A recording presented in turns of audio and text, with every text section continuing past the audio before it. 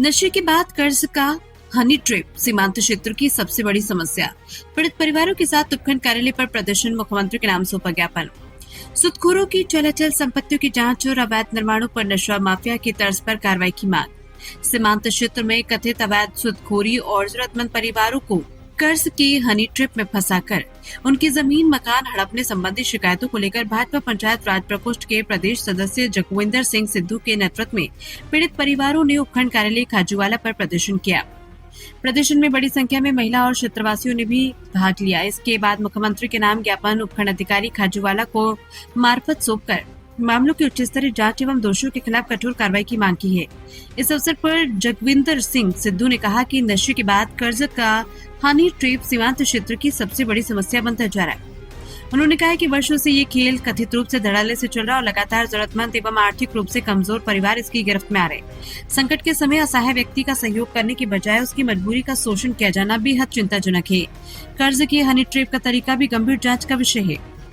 पीड़ित परिवारों का आरोप है कि पहले जरूरत के समय मामूली रकम कर्ज के रूप में देकर विश्वास हासिल किया जाता है। इसके बाद ब्याज और अन्य देनदारियों के नाम पर रकम बढ़ती जाती है और कई मामलों में कर्ज की धरोहर अथवा गारंटी के नाम पर प्लॉट, जमीन या अन्य अचल संपत्ति की रजिस्ट्री पहले ही करवा लेना तथा बाद में राशि चुकाने के बावजूद संपत्ति की वापस रजिस्ट्री करने से इनकार करने जैसी शिकायतें भी सामने आई। उन्होंने कहा कि मामूली कर्ज के बदले किसी गरीब परिवार की लाखों रुपए की जमीन, पुश्तैनी संपत्ति और सिर की छत खतरे में पड़ जाना केवल आर्थिक शोषण का मामला नहीं बल्कि उस परिवार की आने वाली पीढ़ियों के भविष्य से जुड़ा गंभीर विषय है। राजस्थान साहूकार अधिनियम 1963 की धारा 29 ब्याज की अधिकतम दर को नियंत्रित करने का प्रावधान करती है। इसके बावजूद यदि मनमानी ब्याज की वसूली और नियमों के विरुद्ध साहूकारी की जा रही है तो इसकी व्यापक जांच आवश्यक है। प्रशासन को साहूकारी से जुड़े लाइसेंस, खातों, लेन देन एवं अन्य संबंधित रिकॉर्ड की भी जाँच करनी चाहिए।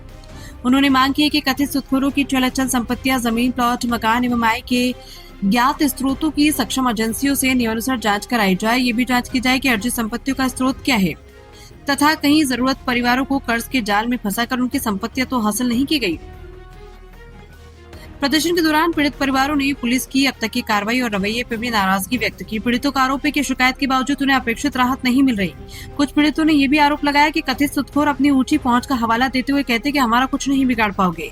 सिद्धू ने कहा कि ऐसे आरोप अत्यंत गंभीर है और इनकी निष्पक्ष जांच होनी चाहिए। कानून से ऊपर कोई व्यक्ति नहीं हो सकता। सिद्धू ने कहा कि असहाय व्यक्ति को संकट के समय सहयोग चाहिए, शोषण नहीं।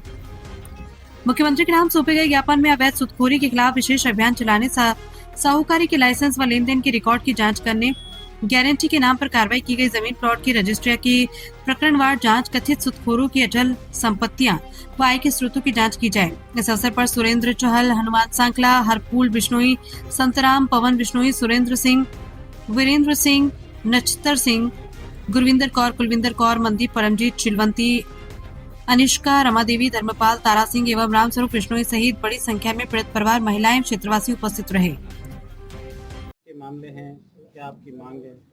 देखिए सर, ये बिल्कुल सीमांत क्षेत्र पर बसा हुआ है। लोगों में बहुत ज़्यादा यहाँ आर्थिक रूप से अभाव से लोग बैठे हैं, क्योंकि पूरा रेगिस्तान था और उनके पुरखों ने आके यहाँ सिंचाई की और उस हिसाब से यहाँ बैठे हैं। तो जरूरत पड़ने पर अपने समाज की व्यवस्था है, समाज में लोगों के पास जाते हैं, पैसे लेते हैं।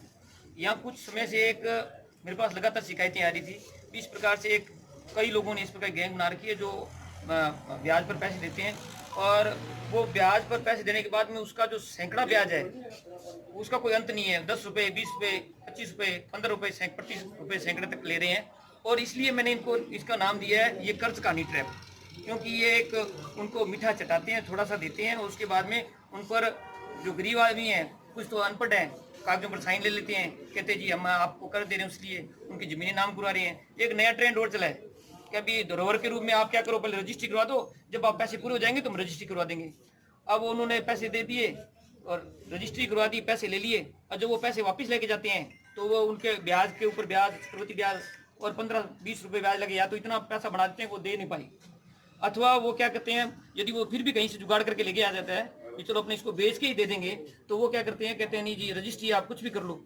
और जब वो जाता है तो यहाँ वो रसूखदार लोग हैं, वो थाने कचहरी तक भी उनकी पहुंच होती है, वो थाने चले जाते हैं, वहाँ भी वो जो अधिकारी हैं वो कहते हैं जी रजिस्ट्री हम क्या कर सकते हैं, जबकि वो गवाह है वो भी कह रहे हैं कि जी जी रजिस्ट्री हैं जो ये बात कह के की गई थी।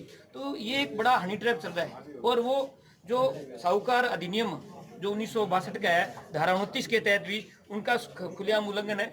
आरबीआई के अनुसार भी लगभग आप जो ब्याज है वो 12%, 9% और 12% है। सिक्योर ब्याज है जो 9% है, और अनसिक्योर ब्याज हाईएस्ट 12% ले सकते हैं। लेकिन ये सबका उल्लंघन है और खुलेआम उल्लंघन है, और खुलेआम वो प्रतिदिन उगाही कर रहे हैं। उनके लोग हैं, उन्होंने तनख्वाह पर आदमी लगा रखे हैं, और उनका प्योर बिजनेस यही है। तो इसलिए लगातार शिकायतें आ रही थी। तो जब शिकायतें आई तो इनको आज हम लेके उपखंड अधिकारी के सामने समक्ष पेश हुए, और हम देखते हैं इस पर तुरंत कार्रवाई। कुछ मामले जो है इसमें दिए हुए भी हैं थाने में, खाजुड़ा SHO के पास में है, और कुछ उन्होंने दिए हुए हैं जो डायरेक्ट तो ये थाने मुकदमे नहीं ले रहे, तो वो जरिए कोर्ट भी आ रहे हैं। तो अभी तो 2 महीने से कुछ लोग भटक रहे हैं, तो उनका भी दिया भी, इनका मामला दर्ज किया जाए। और इस प्रकार के जो लोग हैं, इस प्रकार जो एक यहाँ इन्होंने ये हनी ट्रैप चला रखा है कर्ज का, उस पर नियंत्रण बहुत जरूरी है। और ये नशे के बाद में, क्योंकि इस क्षेत्र की अब नशा भी सबसे बड़ी समस्या हो रही है, ये अभी इंटरनेशनल जो आपके नेशनल न्यूज में भी आ रहा है, तो ये इसमें की गिरफ्त में बच्चे आ रहे हैं, और ये गरीबों और असहायों को इस कर्ज की गिरफ्त में ले रहे हैं। तो ये भी एक बड़ा शोषण है गरीब का। तो उस पर तुरंत नहीं कार्रवाई होती है तो हम अगला कदम है जब बीकान रखेंगे और धरना प्रदर्शन और तेजी से करेंगे, क्योंकि इनका तो 4 पीटी का 5 पीटी का कमाया वो सारा ले जा रहे हैं वो, तो इनके पास और चारा भी नहीं है कुछ करने के अलावा।